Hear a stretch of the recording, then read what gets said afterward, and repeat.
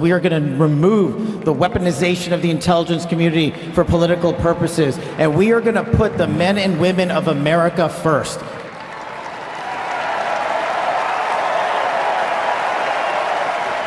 President Trump nominee for FBI Director Kash Patel is scheduled to appear before the Senate Judiciary Committee this week. Patel's been extremely critical of the current FBI culture, and naturally, FBI leadership and many agents are terrified that Patel may disrupt their very secure and profitable government jobs. Democrats on the committee will try to attack Patel's qualifications in their usual screeching and hysterical manner, relying on anonymous sources and innuendo, just as they have with all of Trump's nominees. To put their criticisms in context, in today's show, we'll look at just how broken the FBI is in its current form and look at why a firebrand like Kash Patel is exactly what's necessary to fix this profoundly broken institution, as opposed to just appointing some run-of-the-mill good old boy nominee like James Comey under Obama or Christopher Wray under Biden. I am, of course, Attorney Andrew Branca for Law of Self-Defense. Now, the source for the evidence I'll be sharing with you of the horrifically broken state of the Federal Bureau of Investigation comes from a report put out by the House Judiciary Committee, the House counterpart to the Senate Judiciary Committee, before which Patel will be heard this week. I will, of course, include a link to the PDF of this report in the description of today's show, and I encourage you to read it. We're only looking at a part of it today. In overview, the varied ways in which the once vaunted Federal Bureau of Investigation has devolved into the train wreck it is today are legion. They include accepting lower quality candidates into the academy and making them special agents, lowering standards in every form, accepting abject physical fitness failures, poor writing and communication capabilities, which really means functional illiteracy, and explicit mental health issues just waved away when found in trainees at the FBI Academy, where they're being trained to use guns. And there's much more. At the core of all this, however, what has so thoroughly broken the FBI has been a virulent infection of progressive woke DEI, diversity, inclusion, equity policies. That's the bad news. The good news is that having identified the problem, we've also identified the solution. But before we get to that, it's worth diving into the details of all the varied ways that woke DEI has broken the FBI, with actual examples drawn from the investigation into the FBI by the House Judiciary Committee. Now, I won't cover every example in the attached report. It's like 110 or 120 pages long. So I do again urge you to download the report and read it.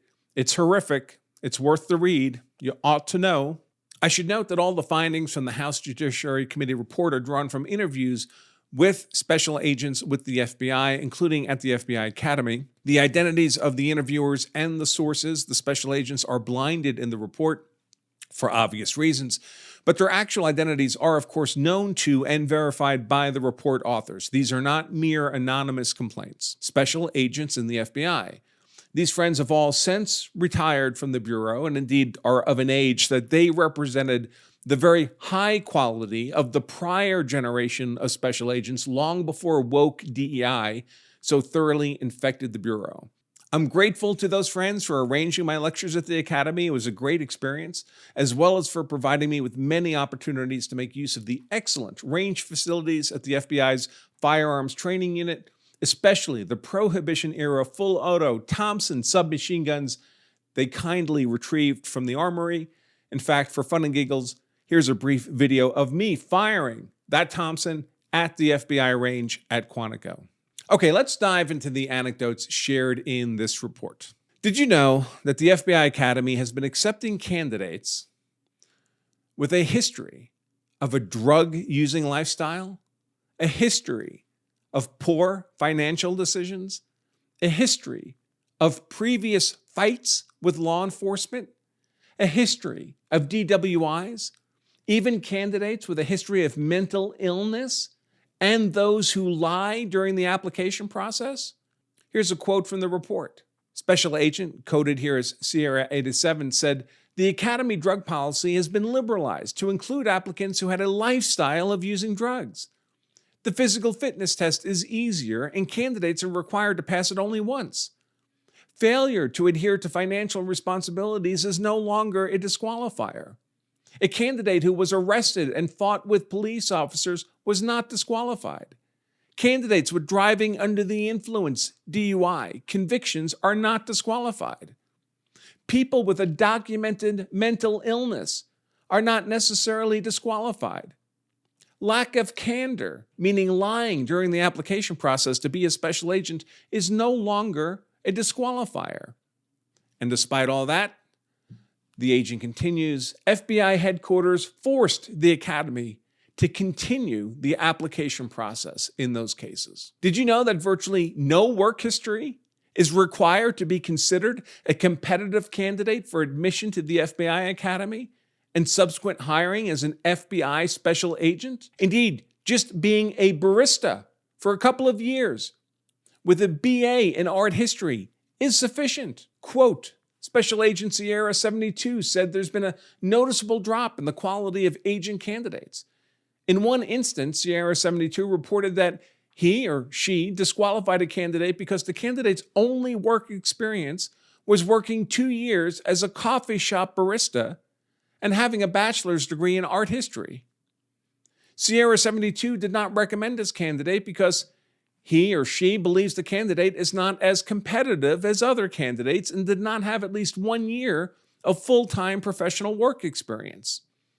FBI headquarters ordered Sierra 72 to continue this applicant to the next stage of the agent process. Now, I imagine that most of us think the FBI primarily recruits candidates for special agents from professions like the police, the military, and technical careers, rather than from the ranks of baristas with an art history degree.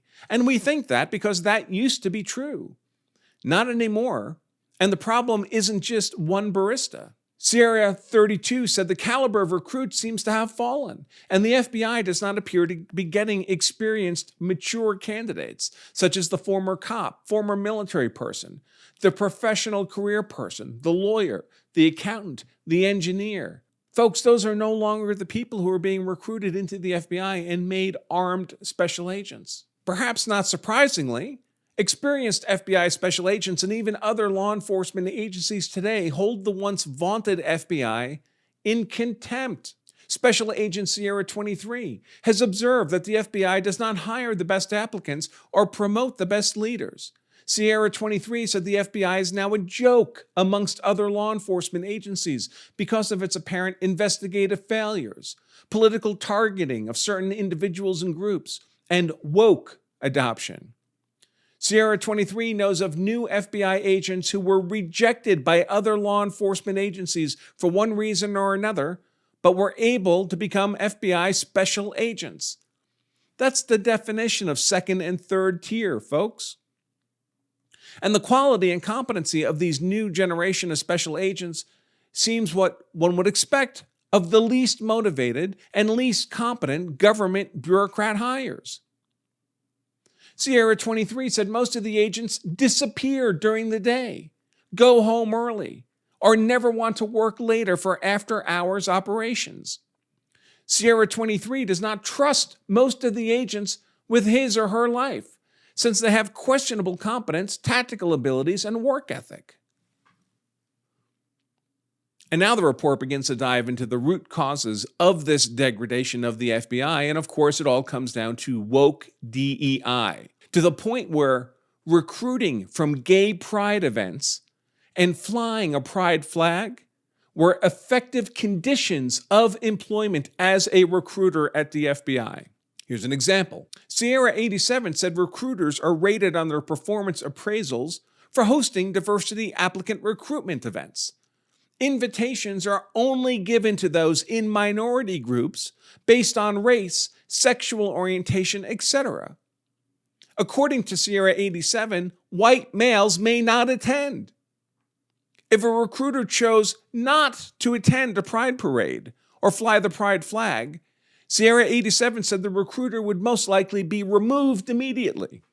And Sierra 72, a 15-year-plus supervisory special agent, said today's FBI is getting so political and woke that it is hurting the organization's ability to hire the best, most qualified candidates.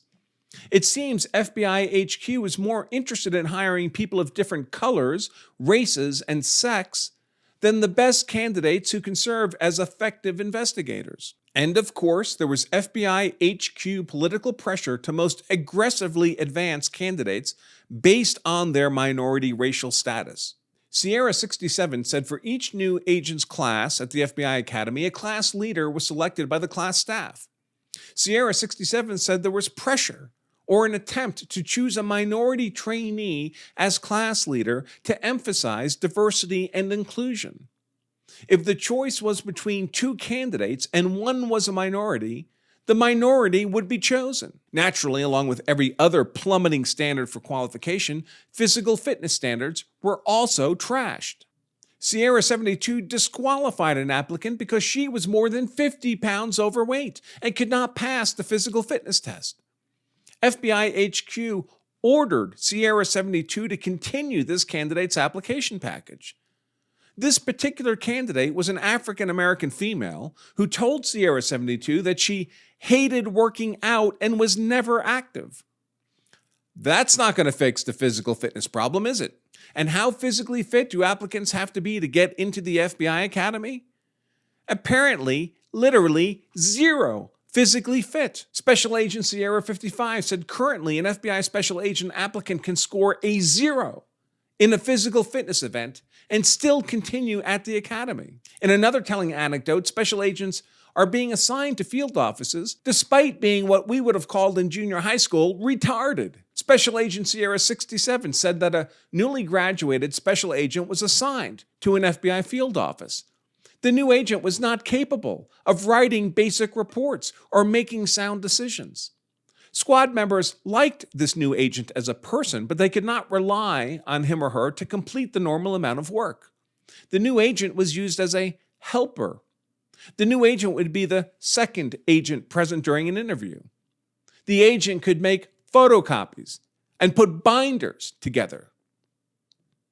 When these issues were brought to the supervisory special agent's attention, the issues were ignored and overlooked. FBI management is hesitant to act on incompetence in cases like this because equal employment opportunity complaints are quite prevalent. So we know who the complaints were about, don't we? This, according to Sierra 67, has been going on in the FBI for many years. And what happens when anyone tries to hold these incompetent, woke DEI special agents accountable? They get complained about and their careers come under threat. Special Agent Sierra 11 said she was correcting the report writing of a new agent and advised the new agent that his or her writing skills needed improvement. The new agent went to the supervisor and complained about Sierra 11 being too difficult and expecting too much.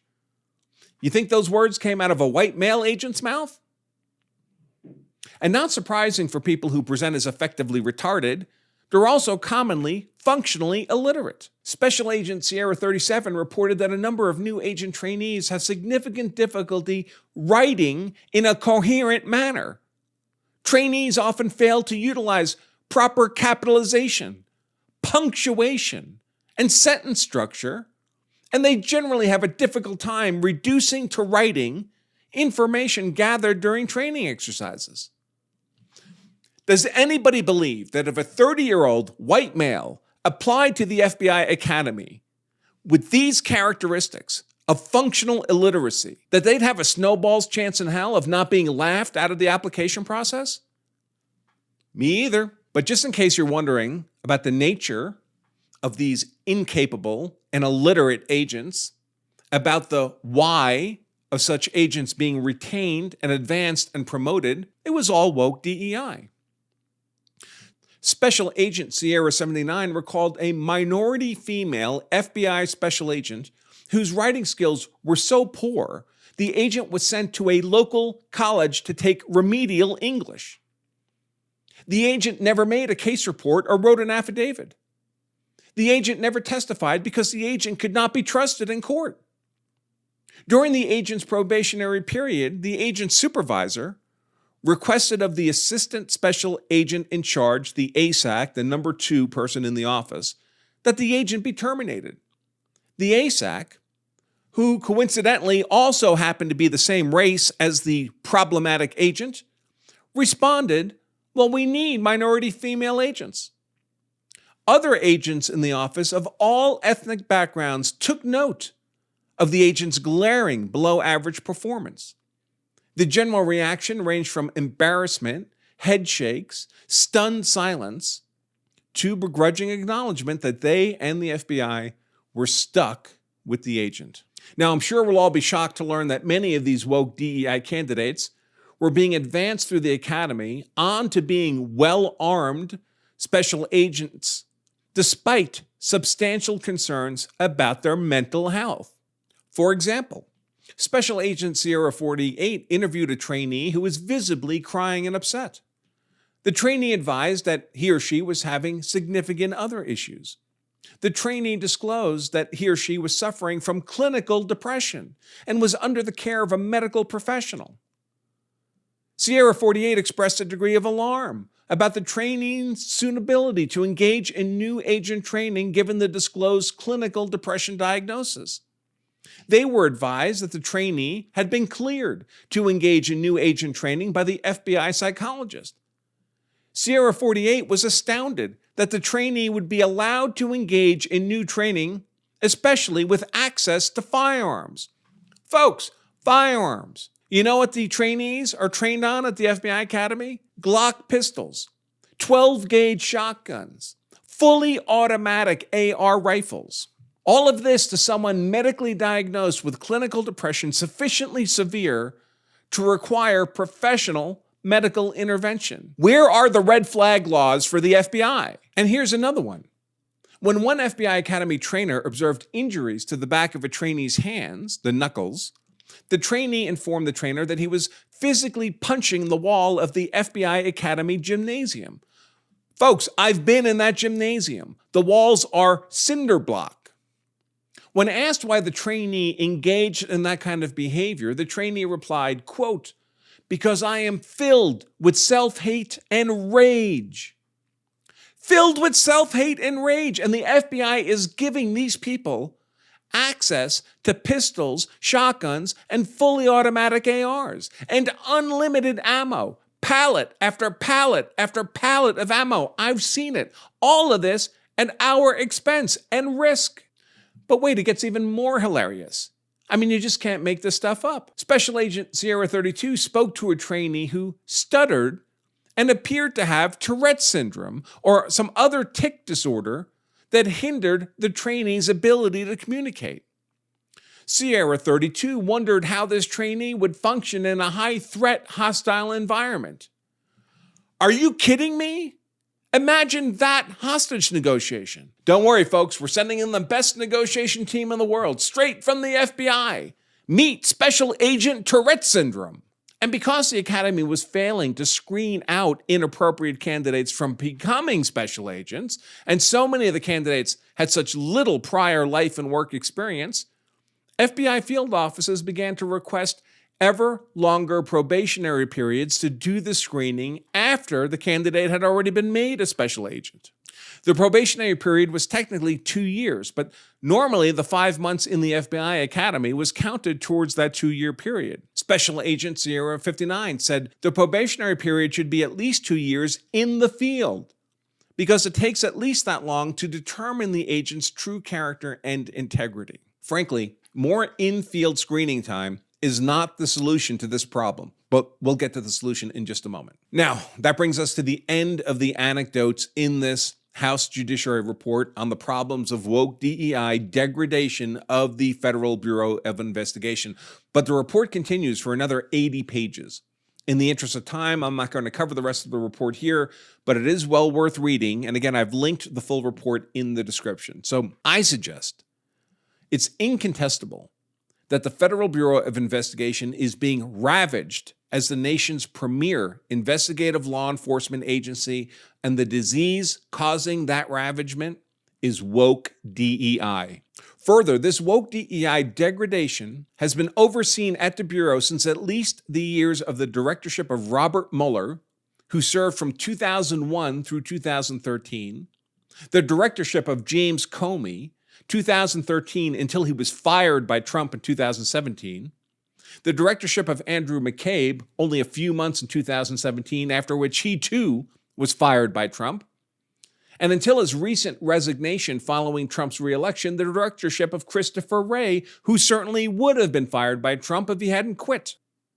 That means the woke DEI degradation of the FBI has been overseen by the highest level leadership, the directors of the Bureau, and every level of leadership cascading below the director for nearly 25 years. That's a generation. This means that it has to be assumed that much of the current leadership of the Bureau and much of the last recent years' recruitment of special agents is comprehensively infected with the woke mind virus. And like gangrenous tissue, it must be cut away and discarded.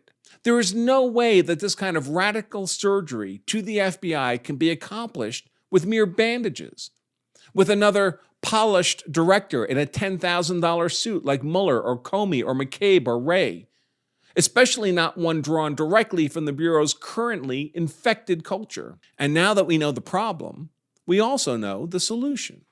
And that solution is Kash Patel. Why?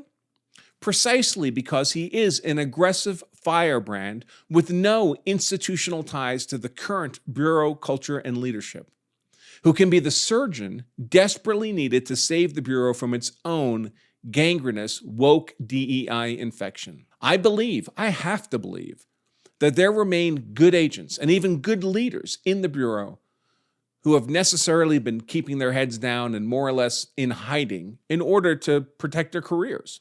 An aggressive firebrand like Kash Patel is exactly what is needed to create an environment in which those good agents and good leaders can once again raise their heads and act openly in the best interest of restoring the Bureau's capabilities and credibility, and actively participate in the destruction of the Bureau's woke DEI infection.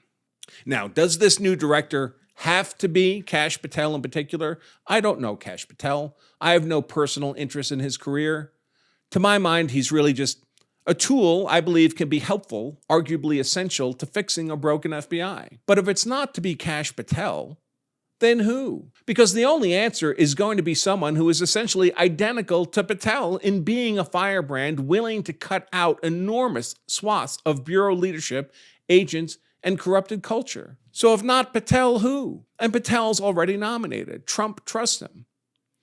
If needed, we could always fire him later. So I say, let's go with Patel. What's the worst case scenario? It's not like he can make the Bureau any worse. And that's all I have to say for the moment about all of that. I'll close out by reminding all of you that if you carry a gun, so you're hard to kill, that's why I carry a gun, so I'm hard to kill, so my family is hard to kill, then you also owe it to yourself and your family to know the law, so you're hard to convict as well. Until next time, I remain Attorney Andrew Branca at lawofselfdefense.com. Stay safe. I want to give you a free copy of our best-selling book, The Law of Self-Defense Principles, your handbook to being hard to convict if you're ever compelled to use force in defense of yourself, your family, or your property. We translate all the legalese into plain English so you can make better informed, more confident, more legally sound, and more decisive decisions in defense of what you value most. And perhaps best of all, most people tell us they can read the entire book in less than an afternoon. Check the book out on Amazon where it's 5-star rated, but don't buy it there. They'll charge you $25 for the book, plus shipping and handling. Order the book from us, and we only ask that you cover the cost of shipping the book to you. The book itself is free. Grab your free copy of The Law of Self-Defense Principles right now at lawofselfdefense.com/freebook.